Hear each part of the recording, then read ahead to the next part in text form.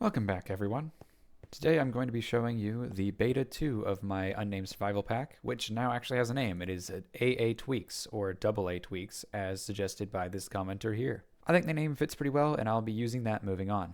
Additionally, I am saying this is Beta 2, but technically we're at Beta 2.2 because I messed a couple things up, so there was a Beta 2.1, and then I messed a couple things up, so there's a beta 2.2. Yeah, I'm really professional, as you can see. Anyways, beta 0.2.2 is the one you're going to be wanting to download right now, and let's get into it. Starting off, you guys have given me plenty of feedback regarding the first beta, so I've made some changes to that. Probably the biggest piece of feedback is the whole bottled item stack size of 4, so that's been undone and everything's been reverted, except for honey bottles, which have now been increased to 64, and regular potions, which are now 16, like in the combat snapshots, with lingering and splash potions being the normal 1. Additionally, these throwable water bottles will now create a cross formation of stone on lava, just like they do with fire. Another correction made is that the hoe attack speed has been reduced to 1.4 because with the attack speed of 2 and its damage that I set it at, it would be able to be on par with axes, and in some cases, the netherite hoe was able to deal the same damage as the netherite sword. Obviously, that's not intentional. So their DPS now with this 1.4 attack speed is about on par with pickaxes. They attack slightly faster, but do slightly less damage.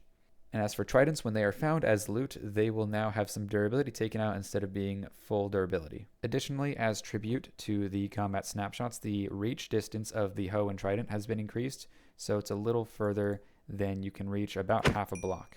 Additionally, shovels as the now lowest DPS tool have been given a slight knockback increase, about half a block, and shields can do the same when in main hand, with their attack speed being 1. This is sort of like a shield bash, so I thought it'd be kind of cool when it comes to combat.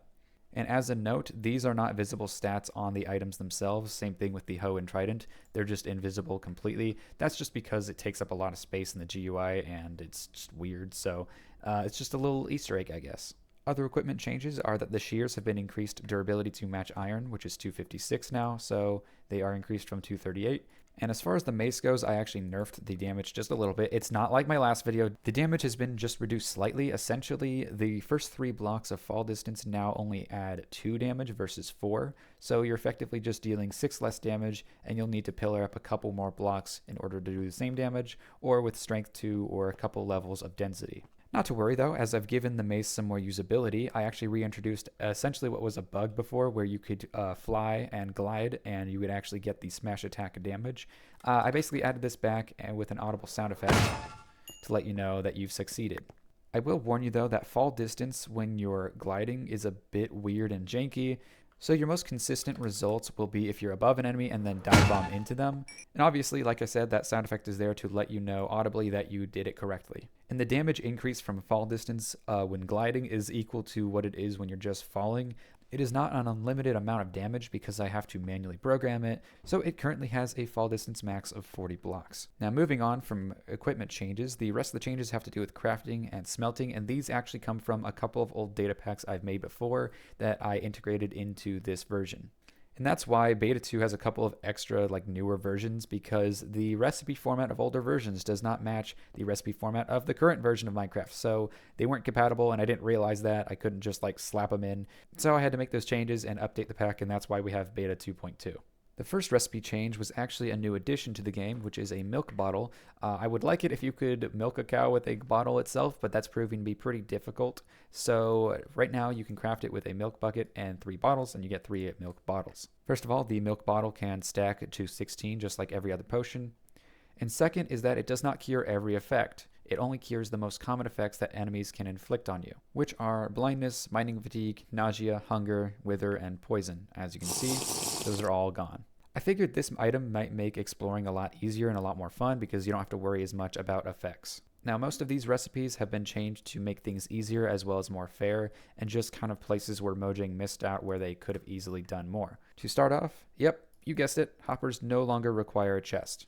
Additionally, anything that has 8 items around it, such as an item frame or a painting or a lodestone or a recovery compass, now only takes 4. And honestly, for things like item frames and paintings, this makes a lot of sense because they have 4 sides, not 8. Additionally, charcoal and coal can now be turned into black dye, and you can universally dye any terracotta with 1 dye and 1 block. I also made it so that crafting trapdoors will give you 4 instead of 2. Crafting carpet will give you 4 instead of 3. The copper trapdoor recipe matches the iron one. Signs can now be crafted using 1 stick and 1 plank, and you'll get 1 sign. And same thing applies for stripped logs and chain for a hanging sign.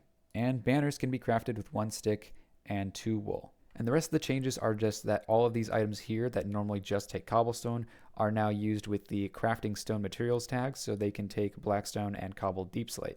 Now moving on to the smelting changes, I've made quite a few and I'm actually pretty proud of these, but do let me know if any of them seem unbalanced because I'm definitely open to changing or adjusting or removing some.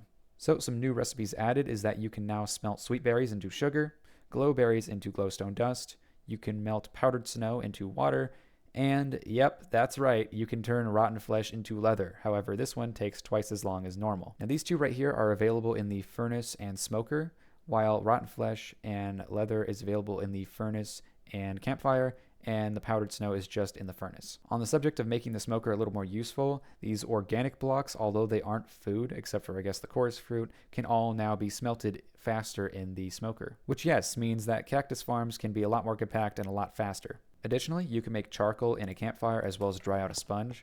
Obviously the sponge is not wet, but as you can see if I place this here, it will turn into charcoal just like it does in the furnace. You can recycle flint and steel and shears into iron nuggets in both the furnace and blast furnace. And as a little fun inclusion, exclusive to the blast furnace, you can actually smelt raw blocks into their refined counterparts. And doing so in this bulk form is actually more efficient than doing it per item, as it will take 8 items worth of time to smelt, even though it's 9, and will give 10 times the amount of XP. So this blast furnace here, which is usually very fast, it's taken its sweet time to smelt this whole block of raw gold into a full block of gold. And this will give you, like I said, 10 times the amount of XP, making smelting blocks of gold actually very rewarding. Since if you didn't know, gold gives you more XP than smelting copper and iron. And if that wasn't enough, the blast furnace can also smelt a bunch of furnace exclusive blocks, all of which are on screen right now. I know this is kind of a grainy picture, but this was what I used originally with the first data pack. But all of these now can be smelted with the blast furnace at double speed. Anyways though, that's what I've got for you in beta 2, so I hope you enjoy and go ahead and try out the data pack and let me know what you think. Be sure to let me know if anything seems unbalanced after trying it out yourself,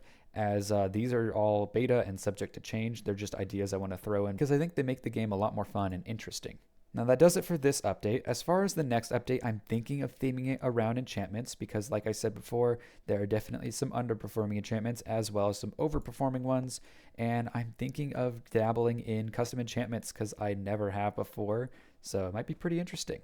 That being said, I don't want to add too many new enchantments. I mostly just want to change the enchantments that exist in the game. So if you've got any suggestions for that, let me know because that's the plan for the next update. Anyways, that does it for this video. Go ahead and give the pack a download and give it a try and let me know what you think. I'll see you all in the next one.